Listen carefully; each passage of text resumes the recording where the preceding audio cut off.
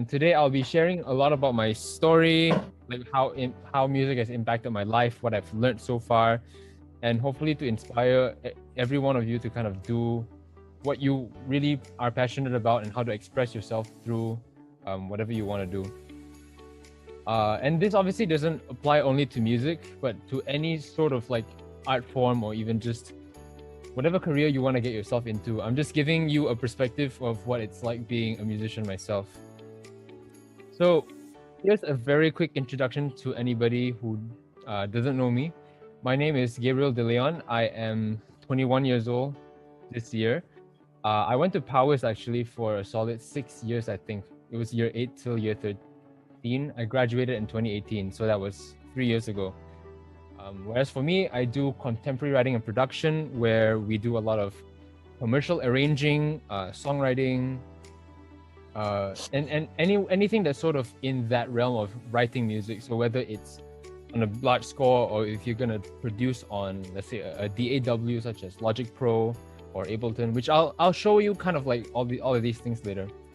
And I'm also a jazz composition major where I write a lot of jazz music. So that ranges from like small jazz ensembles, like trios, all the way until big band music.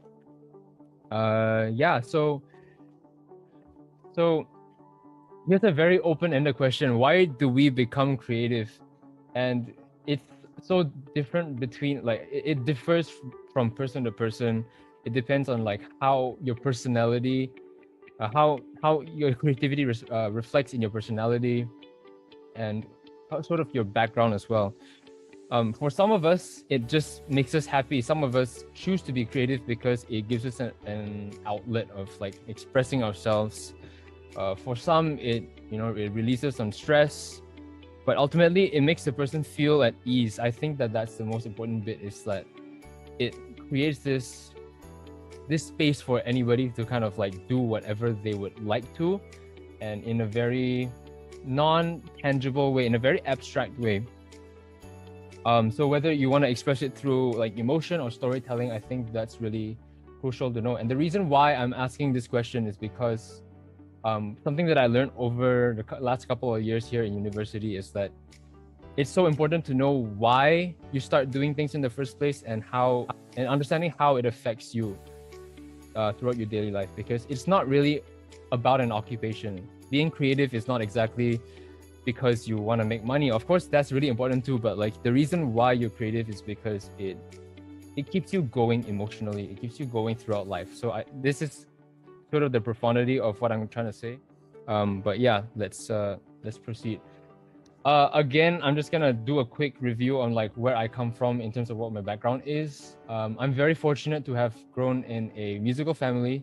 So in that sense, those were my upbringing circumstances. So I was in a constant like motion of really being exposed to different kinds of music.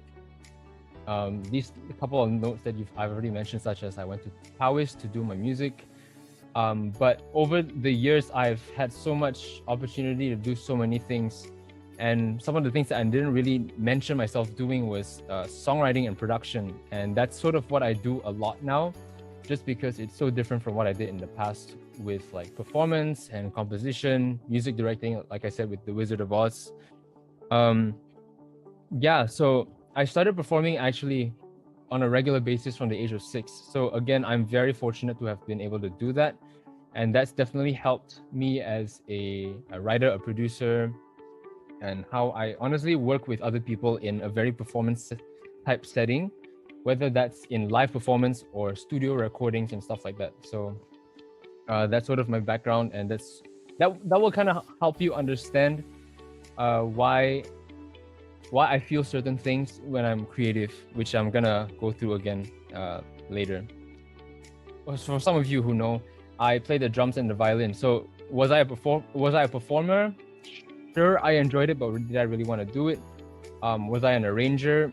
Again, I like to do it, but not necessarily what I wanted to do as a priority. So I kind of decided, okay, music production is sort of that realm that I want to be in, and as soon as I understood that, as soon as I questioned myself what I was, and when I answered that question, I figured out who I was, and I wanted to be creative in that sense, and it didn't make me feel fatigued whatsoever, because over the past couple of years, I've always been fatigued by other aspects of music. Like I would get tired after practicing, I will get tired after arranging and writing, composing for too long, but production never really got me into that space. So really understanding who you are in that sense was very important to me. So how did my passion for music production start? Again, I'm gonna say I had this new experience when I came to Berkeley at first, because prior to Berkeley, I actually never got into music production on a computer where everything is in the box. And by in the box, I mean everything is literally in the computer. No recording, nothing. Everything is already in computer, and I create that music.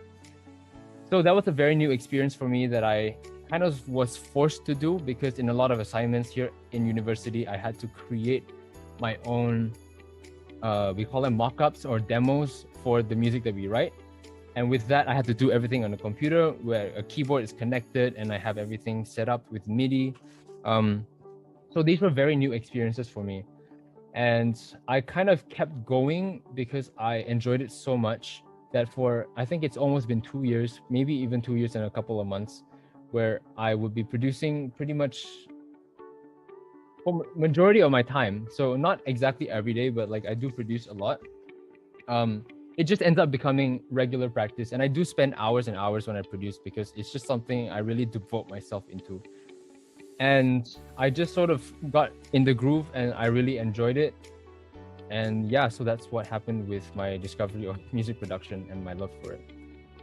So I'm just gonna give you a couple of examples, and do let me know if you can hear this. So with music production, we work on systems that are called digital audio workstations, or they can be abbreviated as DAWs. And what that means is, in this one software, we can add sounds, we can add music, we can manipulate them however we want, just to make them sound good or be creative with it. So with those three, I'm just gonna show you a couple of examples of what I've been doing.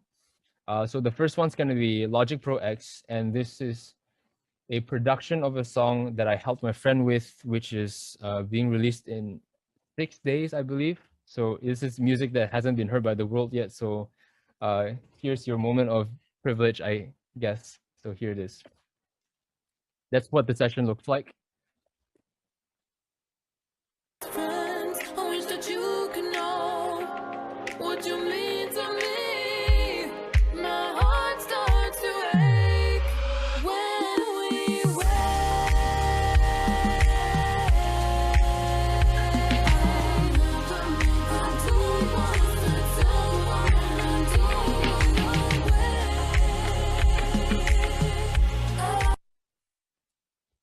So if for any of you who aren't exactly sure what music production is, think of it as coming out with your own sounds, deciding what instruments to use, and really putting them all into this one audio workstation. So that's sort of what I do most of the time.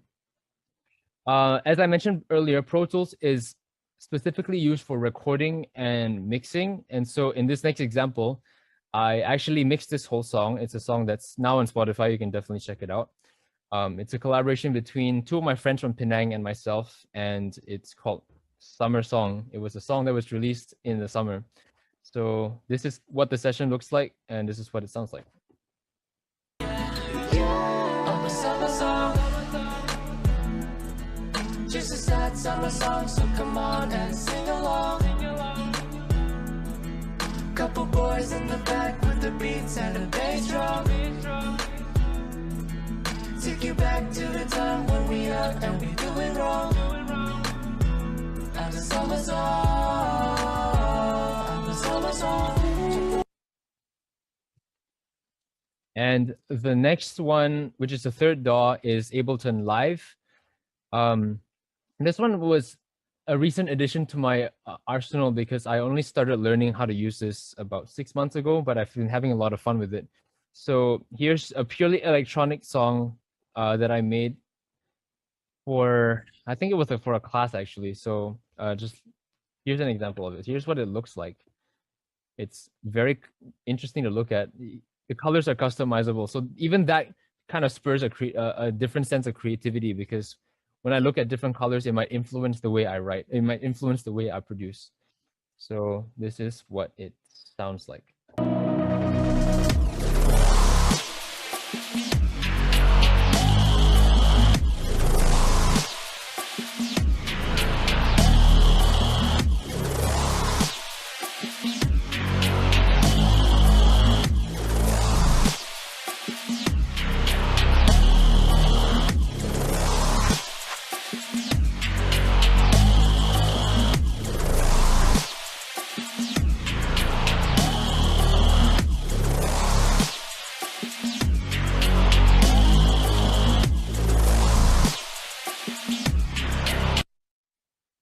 So as you can see, there's a lot of like diversity in terms of what I do. The first one was very in the R&B realm. The second one was more top 40, and then the third one was more experimental dubstep type. So again, like me experimenting with different things, it really takes me into different directions, and I enjoy that so much. So that's kind of what I've been doing lately. This is what I've been working on a personal level. I know it looks daunting to have so many different layers and things, but you kind of get used to it over time. And I think there's a lot of patience that goes into creativity as well. That's something that's been really understated. You really have to be so patient with like your own personal development and how you get comfortable in a space enough that you can really express yourself with your creativity. So yeah, this is mainly what I do now actually. Some of you may like it, some of you may not. You know, it's all down to personal taste, but I really enjoy this this workflow that I have right now. Like I said before, you really need to know why you're passionate about something, and that will really help you with your creativity. And I think that with that, it's kind of like whatever the inverse of a vicious cycle is. You're creative, therefore you're passionate, therefore you're creative, and that's just sort of like the train. That's kind of like the thing that I'm on right now, and I really enjoy that space that I'm in. As for most people, I hope to have the ability to financially sustain myself in the future. That's the ultimate goal. But I do want to have different avenues in which I could write music. So I really enjoy the idea of doing a lot of commercial writing. So that would include me writing for TV, commercials, film, advertisements that like the little 15-minute advertisements you see on YouTube before your videos. That's sort of the thing that I really like doing. But I think the biggest thing for me is to be able to produce for artists. And this one is actually a jazz arrangement of a Stevie Wonder song. So please enjoy this. And excuse the harmony. I'm sorry about that.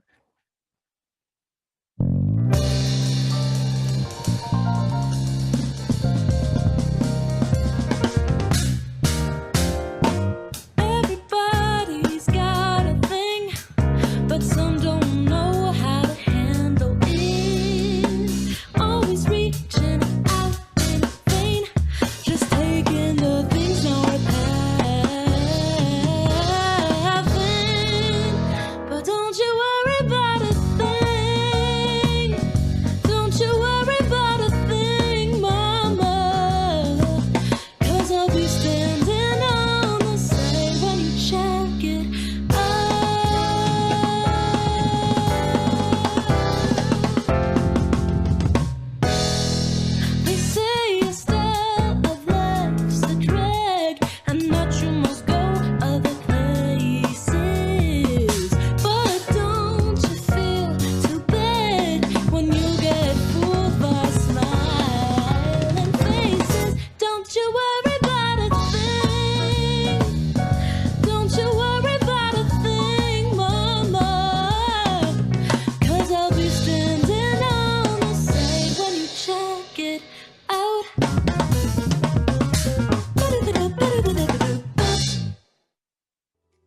That was done actually last year during quarantine, when COVID kind of shut everything down. We had nothing to do, so my friend was like, "Hey, can you rearrange Stevie Wonder's Don't You Worry About a Thing?" I was like, "Sure, I'll do it." So that's what came out.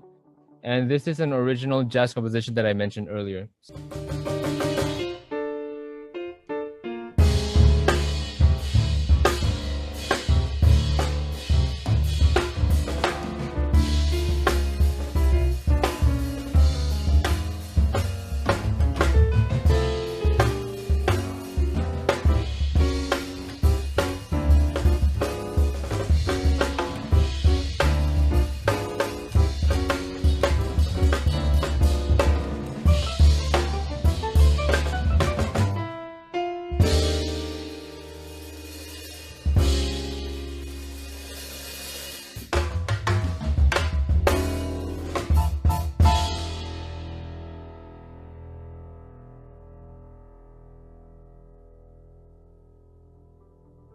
So I hope you guys sort of understand what I mean by this is how I kind of feel my creativity. I kind of find myself in different pockets, but also I really know what I want to do.